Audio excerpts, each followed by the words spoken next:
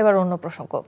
শত প্রতিকূলতার মাঝেও জামায়াত নেতা কর্মীরা দেশ ছেড়ে যায়নি উল্লেখ করে জামায়াত ইসলামীর আমির ডক্টর শফিকুর রহমান বলেছেন, তাদের নেতাদের কোনো বেগমপাড়া কিংবা পিসিপাড়া নেই। সকালে রাজধানীতে কেন্দ্রীয় রুকন সম্মেলনে এসব বলেন তিনি। জানান, সফলভাবে দল নিয়ন্ত্রণ করে তারা প্রমাণ করেছেন ক্ষমতায় গেলে দেশও নিয়ন্ত্রণ করতে পারবেন। শফি মাহমুদ সাগরের আরেকটি রিপোর্ট।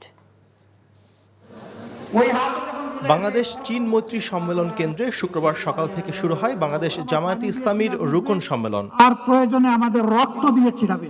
জামায়াতের নেতাকর্মীরা গত ৫৪ বছরে দেশের কোনো নাগরিকের উপর জুলুম করেনি বলে এ সময় জানান দলের আমির।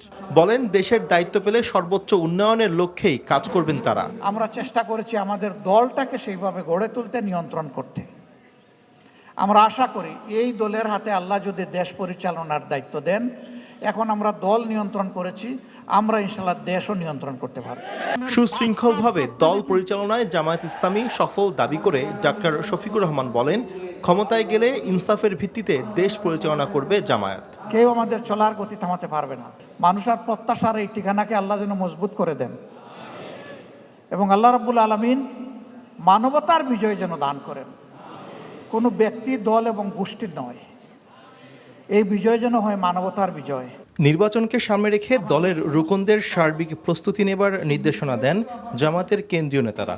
শফি মাহমুদ সাগর, এনটিভি নিউজ, ঢাকা। বান্ডেল থাকলে প্রতি সেনমানিতে টাকা বাঁচবে। বিকাশ সেনমানি বান্ডেল কিনে জিতুন প্রতি লেনদেনে।